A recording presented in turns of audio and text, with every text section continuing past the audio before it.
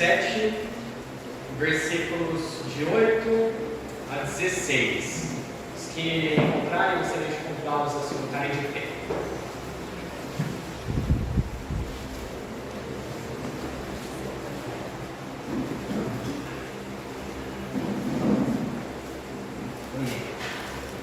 Vocês encontraram? Então, 2 Samuel, capítulo 7, versículos de 8 ao versículo 16. Agora, pois, assim dirás ao meu servo Davi: assim diz o Senhor dos Exércitos: eu te tomei da malhada, de trás das ovelhas, para que fosses o soberano sobre o meu povo, sobre Israel. E fui contigo, por onde quer que foste, e destruí a teus inimigos diante de ti. E fiz grande o teu nome, como o nome dos grandes que há na terra. E prepararei lugar para o meu povo, para Israel, e o plantarei, para que habite no seu lugar, e não mais seja removido, e nunca mais os filhos da perversidade o aflijam como dantes. E desde o dia em que mandei que houvesse juízes sobre o meu povo Israel, a ti, porém, te dei descanso de todos os teus inimigos. Também o Senhor te faz saber que te fará casa. Quando teus dias forem completos e vieres a dormir com teus pais, então farei levantar depois de ti um dentre a tua descendência, o qual sairá das tuas entranhas, e estabelecerei o seu reino. Este edificará uma casa a meu nome, e confirmarei o trono do seu reino para sempre. Eu lhe serei por pai, e ele me será por filho, e, se vier a transgredir, castigá-lo-ei com vara de homens, com açoites de filhos de homens. Mas a minha benignidade não se apartará dele, como a tirei de Saul, a quem tirei de diante de ti. Porém a tua casa e o teu reino serão firmados para sempre diante de ti. Teu trono será firme para sempre. Oremos. Santíssimo Deus, querido, amado, eterno e poderoso Pai, neste momento quero pedir perdão de todos os meus pecados, de todos os meus erros, de todas as minhas falhas. Pai, por favor, ouça a minha oração, me peço humildemente. Pai, neste momento esteja tocando em nossos corações, esteja me usando, não me deixe dizer nada que provenha de mim, mas tudo aquilo que provém do Senhor. Ajude-me a me diminuir, para que o Senhor possa brilhar a tua luz. Pai, por favor, toque nossos corações, não deixe que nada desvie a nossa atenção da tua palavra. Pai, toque nossos corações e transforma-nos e renova-nos para o entendimento da tua palavra. Eu peço e eu agradecido no santo e bendito nome do Senhor Jesus Cristo. Amém. Amém. Os irmãos podem se sentar? Bem, versículo tema aqui, a porção de versículos temas são do Antigo Testamento, mas quero pregar sobre o nosso Senhor Jesus. Então, meus queridos, temos aqui o contexto do reinado de Davi. Como estudamos recentemente, às quartas-feiras, estudamos toda a vida de Davi. Vemos aqui que Davi havia sido vitorioso em todas as suas batalhas. Vemos que desde que ele subiu ali à casa de Saul para servi-lo, Davi entrava e saía de Israel, era vitorioso em suas batalhas. Saul começou a ter ciúmes de Davi, começou a persegui-lo, mas Davi foi vitorioso. E mesmo ali no final da vida de Saul, Davi ainda sendo perseguido, conseguiu ser vitorioso, mas as tribos do norte ainda se rebelaram contra Davi. Ele tendo sido ungido rei ali das nações do sul, as nações do norte levantaram Isbosete como rei ali da casa de Saul, e instaurando-se assim a guerra civil ali no estado de Israel. E durante toda a peleja entre a casa de Davi e a casa de Saul, a cada dia que passava, a casa de Davi ia se fortalecendo e a casa de Saul ia se enfraquecendo. E assim, Isbosete foi morto, e as tribos do norte chegaram a Davi, disseram: nós somos carne da tua carne e queremos servi-lo. Então Davi havia sido ungido rei sobre todo Israel. Então vemos aqui que o homem segundo o coração de Deus havia alcançado a posição que o Senhor já havia lhe garantido, o posto de líder da nação. Agora, tendo o Senhor lhe dado descanso de todos os seus inimigos, Davi, querendo agradar o Senhor, queria construir uma casa para a Arca da Aliança, o que não estava nos planos de Deus no momento. E usando o profeta Natã, Deus prometeu a Davi uma aliança muito maior do que ele poderia imaginar. Deus lhe garantiu que o seu trono permaneceria para sempre, pois da sua descendência viria-se o Messias. Hoje falamos muito sobre democracias, falamos muito sobre estilos de governo, temos acompanhado vários países que têm enfrentado crises, guerras, temos visto a Ucrânia, já fez um ano de guerra que eles têm passado, atentados que ocorreram lá na Síria essa semana, países que passaram por catástrofes, lembramos do Haiti alguns anos atrás, tivemos a Turquia, né, nas últimas semanas, e falamos muito sobre relações internacionais, alianças, e, bem, acreditamos no que a Bíblia nos diz, e ela garante que um dia teremos um reino que será maior do que todos os governos que já existiram na Terra. E a Bíblia nos garante que o reino de Cristo será muito maior do que qualquer governo terreno que já vimos. E contra qualquer expectativa que há neste mundo, qualquer expectativa que há na ciência ou tantas outras coisas, Cristo virá e reinará sobre todo o mundo. E será um reino jamais visto. E com isso em mente, convido você nessa noite para juntos olharmos as características daquele em que o trono será firme para sempre. Bem, a primeira característica que podemos ver é a natureza humilde do rei. Vamos ver aqui no versículo 8 de 2 Samuel, capítulo 7, que diz: Agora, pois, assim dirás ao meu servo Davi, assim diz o Senhor dos Exércitos, eu te tomei da malhada, de trás das ovelhas, para que fosses o soberano sobre o meu povo, sobre Israel. Amados, quando falamos de reis, quando falamos sobre a família real, vem na nossa cabeça todo aquele tratamento especial, aquele povo separado, aquele povo rico, cheio de poder, cheio de regalias, mas a Bíblia nos mostra que o Rei dos Reis viveu de uma maneira totalmente diferente aqui na terra. Nós vemos, primeiramente, que Cristo nasceu como servo. Deixe seu dedo aí em 2 Samuel e vamos abrir lá em Filipenses. Filipenses capítulo 2.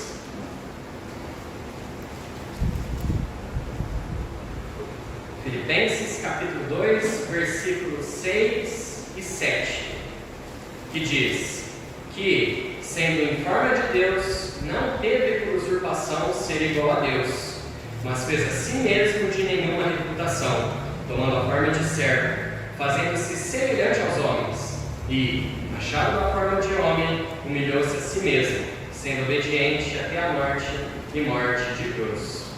Cristo, sendo o unigênito Filho de Deus, poderia ter usado livremente de todo o seu poder para benefício próprio, mas sem ganhar nada em troca, Jesus, humilhando-se a si mesmo e se esvaziando, tomou para si a forma de servo, para ser como nós, para sermos como homens.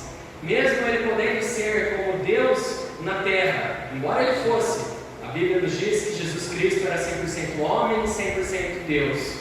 Mas, não tendo por usurpação ser como Deus, ele quis estar no mesmo patamar que nós. Ele quis sofrer as mesmas dificuldades, as mesmas lutas, as mesmas batalhas que temos. O Senhor, que nem mesmo lugar para nascer ele teve, nós podemos ver lá em Lucas capítulo 2. Vamos olhar aqui. Lucas capítulo 2.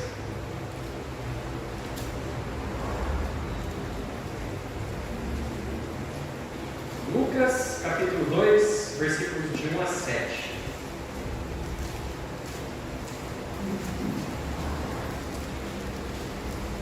Lucas capítulo 2, versículos de 1 a 7, que diz: E aconteceu naqueles dias que saiu um decreto da parte de César Augusto, para que todo o mundo se alistasse.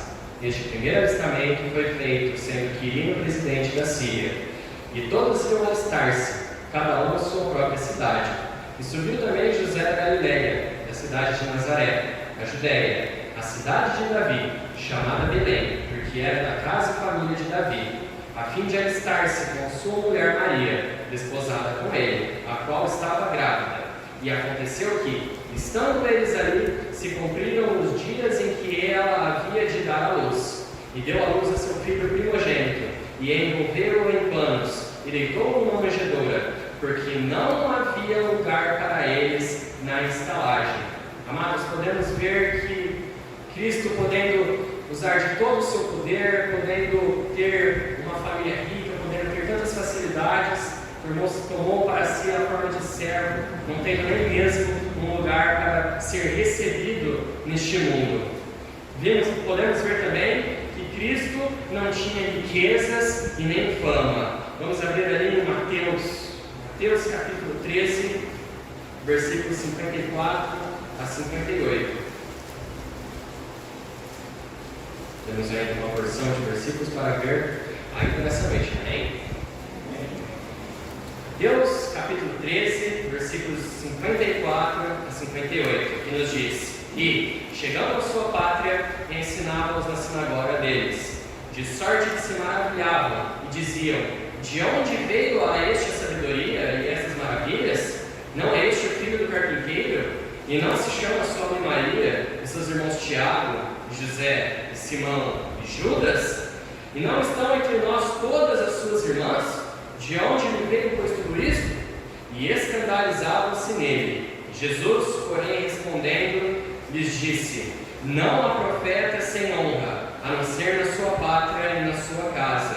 E não fez ali muitas maravilhas, por causa da incredulidade deles.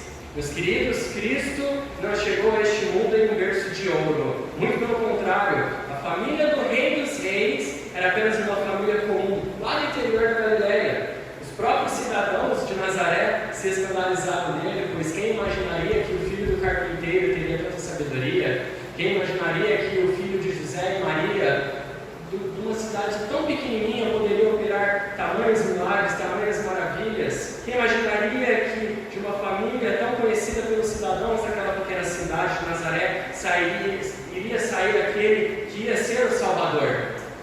Cristo foi desacreditado por conta de sua natureza humilde e por causa da incredulidade dos nazarenos. Jesus não pôde operar ali muitas maravilhas.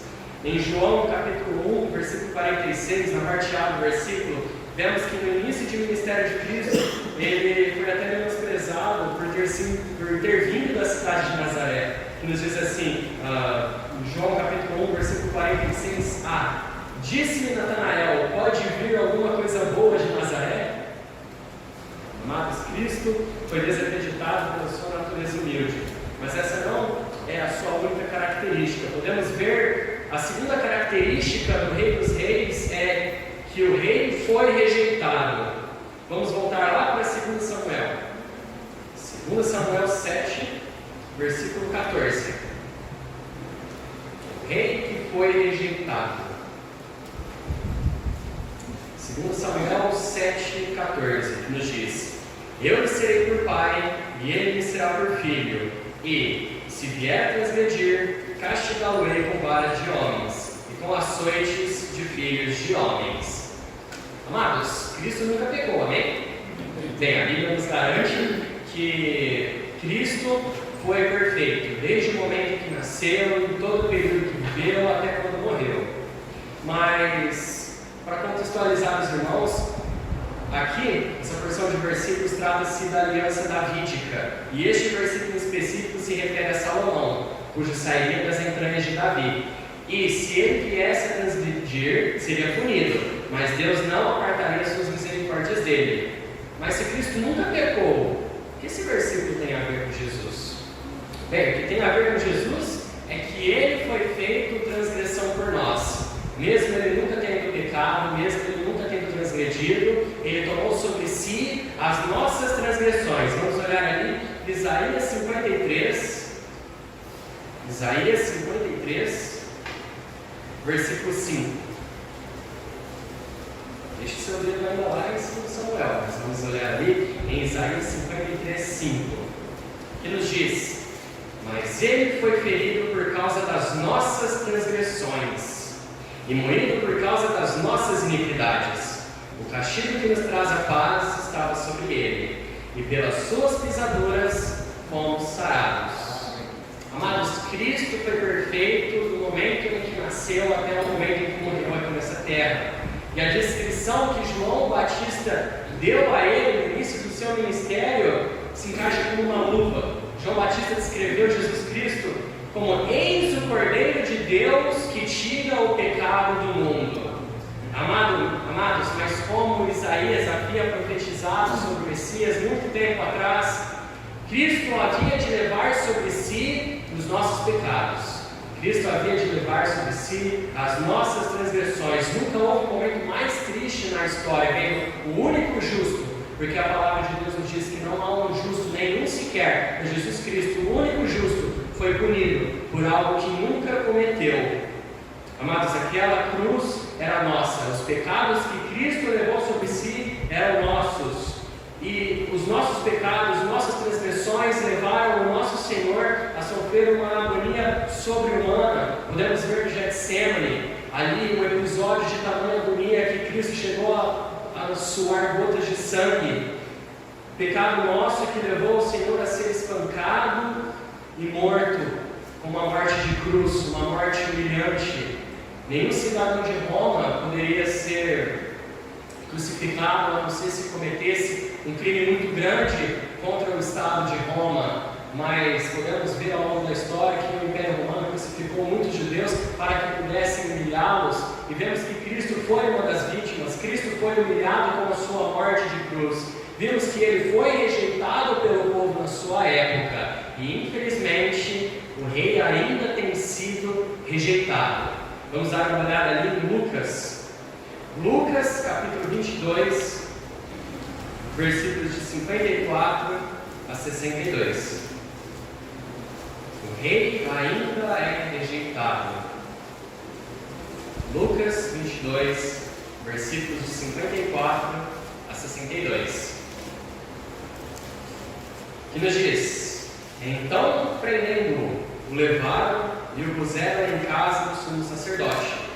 E Pedro seguia-o de longe. Guarde muito bem essa expressão, de longe.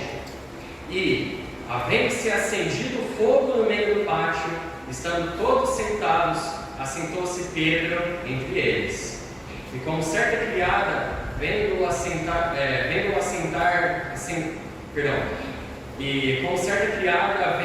estar assentado ao fogo, pusesse os olhos nele e disse: também estava com ele. Porém, ele negou, dizendo: mulher, não o conheço. E um pouco depois, vendo o outro, disse: tu és também deles. Mas Pedro disse: homem, não sou. E passada quase uma hora, um outro afirmava, dizendo: também este verdadeiramente estava com ele, pois também é galileu. E Pedro disse: homem, não sei o que dizes. E logo estando ele ainda a falar, cantou o galo. E virando-se o Senhor, olhou para Pedro. E Pedro lembrou da palavra do Senhor, como lhe havia dito: antes que o galo cante hoje, me negarás 3 vezes. E, saindo Pedro para fora, chorou amargamente. Amados, não há passagem que expresse melhor como Cristo foi e ainda tem sido rejeitado. Vemos aqui que Pedro seguia o Senhor de longe, assim como infelizmente muitos crentes têm feito nos dias de hoje, se acham no direito de poder seguir ao Senhor Jesus Cristo de longe. Mas amados, como aqui no final do capítulo, dessa porção de versículos, no versículo 62, nos mostra que longe do Senhor não há alegria. Vemos aqui: e saindo Pedro para fora, chorou amargamente. A Bíblia não nos relata que Pedro ficou cheio de alegria, cheio de gozo, regozijando de ver o Senhor sendo julgado, sendo blasfemado. Ele chorou amargamente. Amados, temos rejeitado o Senhor em nosso dia a dia com as nossas atitudes. Ao invés de mostrarmos ao mundo quanto temos amado o Senhor, muitos têm mostrado com suas atitudes o quanto detestam o Senhor.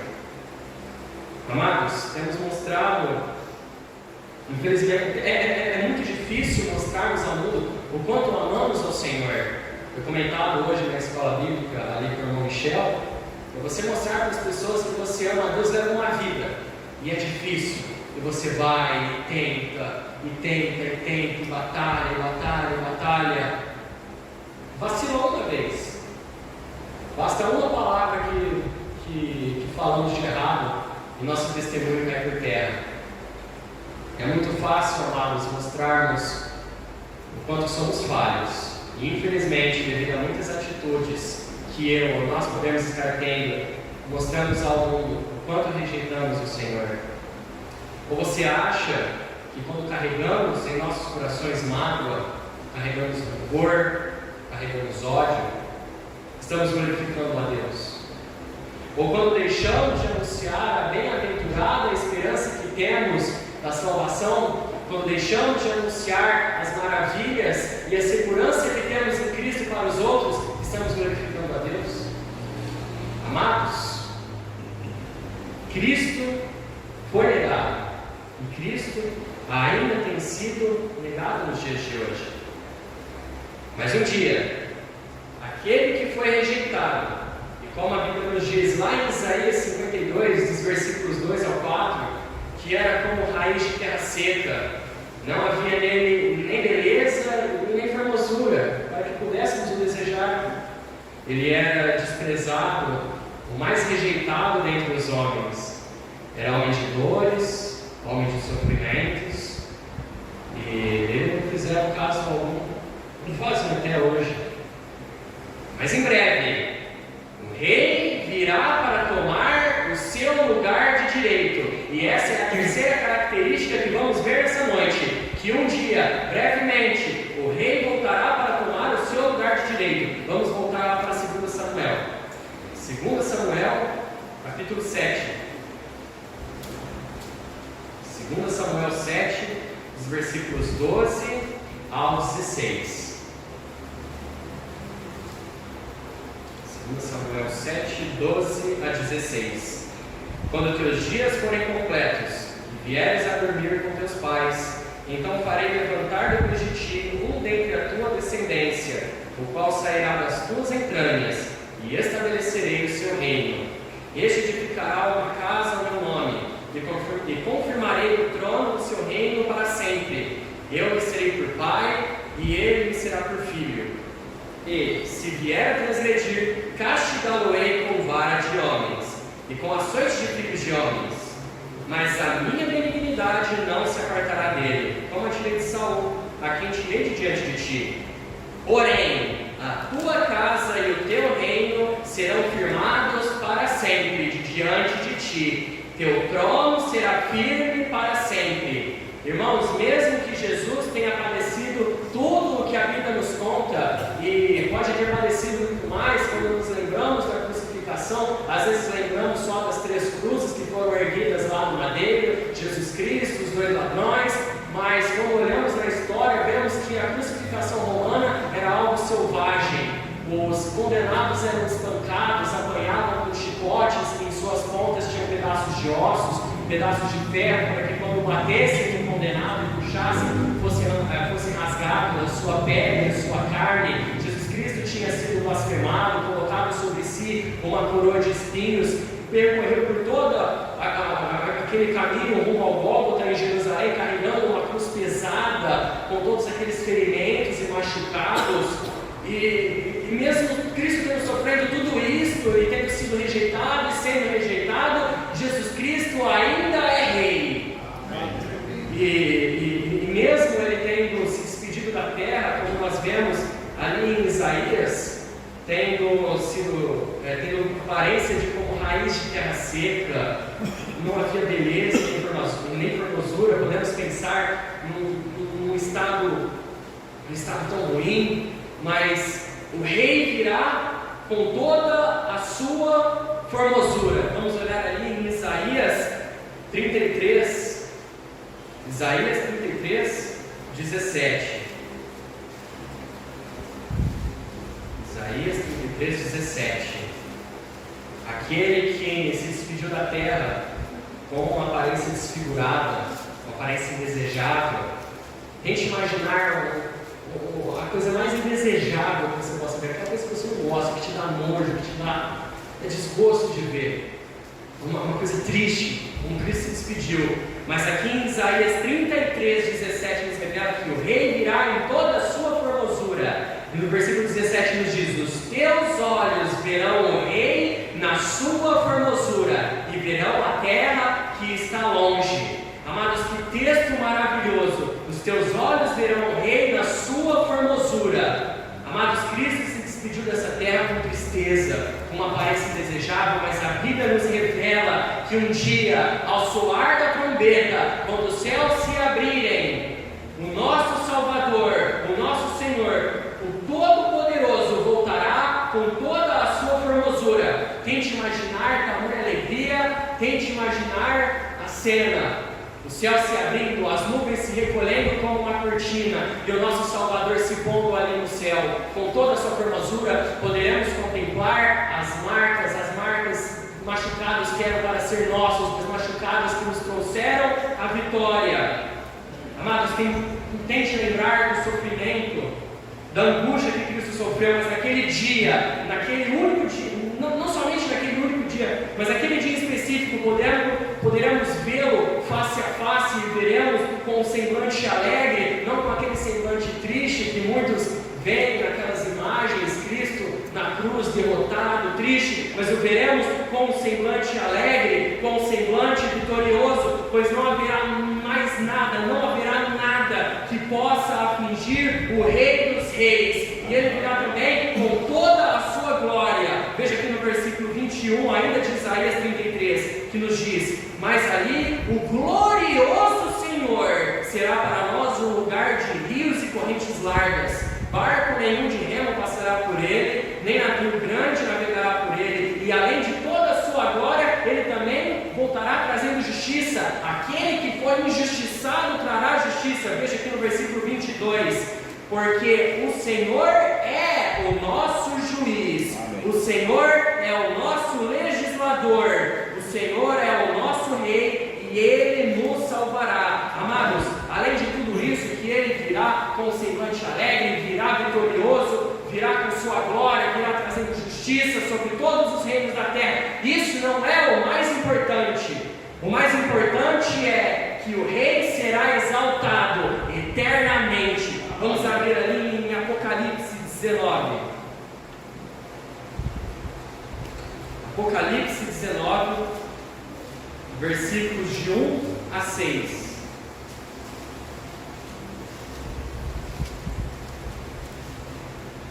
Apocalipse 19, do 1 ao 6. E, depois dessas coisas, ouvi no céu como uma grande voz de uma grande multidão, que dizia: Aleluia! A salvação e a glória e a honra e o poder pertencem ao Senhor nosso Deus, porque verdadeiros e justos são os seus juízos, pois julgou a grande prostituta que havia corrompido a terra com a sua fornicação, e das mãos dela vingou o sangue dos seus servos. E outra vez disseram: Aleluia! E a fumaça dela sobe para todo sempre. E os 24 anciãos e os 4 animais prostraram-se e adoraram a Deus, que estava assentado no trono, dizendo: Amém! Aleluia!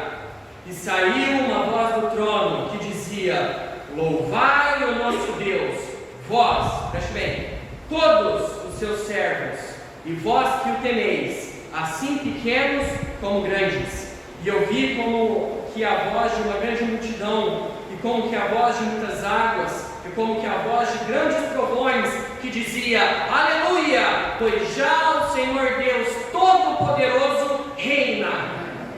Amados, quem nos dera poder saber um pouquinho de como será o céu.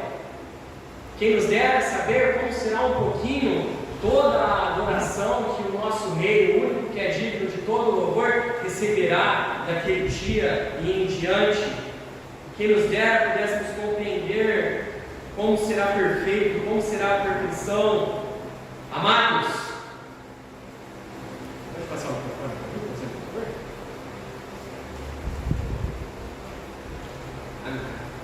Amados, tente imaginar ali em Isaías, não me lembro a referência agora, peço perdão aos irmãos, mas Isaías revela que os serafins, seres perfeitos, seres que nunca pecaram, eles louvavam o Senhor com seus rostos tampados, com seus pés tampados, e clamavam: Santo, Santo, Santo é o Senhor dos exércitos. Tente imaginar um ser perfeito, que não entende, não conhece o que é pecado, um ser que não é digno de mirar, olhar nos olhos do nosso Senhor, mas nós, naquele dia, teremos o privilégio de olhar no nosso Senhor face a face, com toda a sua formosura e glória. Amados, tente imaginar todos os salvos que já viveram nessa terra, em todos os tempos, desde a época de Abraão, da época de Moisés, até os dias de hoje. Amados que estiveram conosco, mas infelizmente não estão mais, mas hoje estão na glória. Tente imaginar o quão maravilhoso vai ser todos os salvos reunidos em uma só voz, louvando ao Rei, aquele que um dia foi injustiçado, despediu-se da terra com injustiça, foi rejeitado.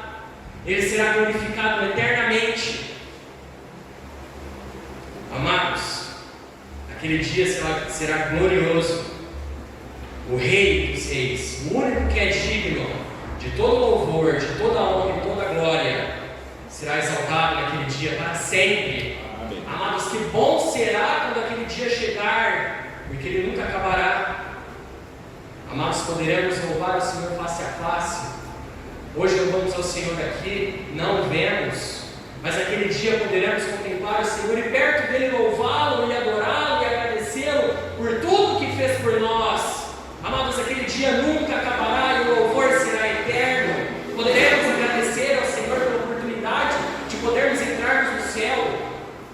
Amados, não somos dignos nem de imaginar que podemos ir para o céu, e o Senhor Jesus Cristo nos garantiu isso, mesmo Ele não ganhando nada em troca. Ele deixou toda a sua glória para viver aqui e morrer para poder nos garantir que um dia poderemos estar com Ele no céu. Poderemos ver as marcas que nos deram a vitória e poderemos louvá-lo em alta voz por toda a eternidade. Amados, que dia perfeito. Vamos voltar ali para 2 Samuel. 2 Samuel 7, do 8 ao 16. Já estou encerrando. 2 Samuel 7, 8 ao 16. Nos diz assim: agora, pois, assim dirá o servo Davi, assim diz o Senhor dos Exércitos: eu te tomei na malhada, de trás das ovelhas, para que fosses o soberano sobre o meu povo, sobre Israel. Eu fui contigo, por onde quer que foste, e destruí teus inimigos de diante de ti, e fiz grande o teu nome, como o nome dos grandes que há na terra, e prepararei lugar para o meu povo, Israel, e o plantarei, para que habite em seu lugar e não mais seja removido, e nunca mais os filhos da perversidade o aflijam como dantes. E desde o dia em que mandei que houvesse juízes sobre o meu povo, Israel, a ti, porém, te dei descanso de todos os teus inimigos.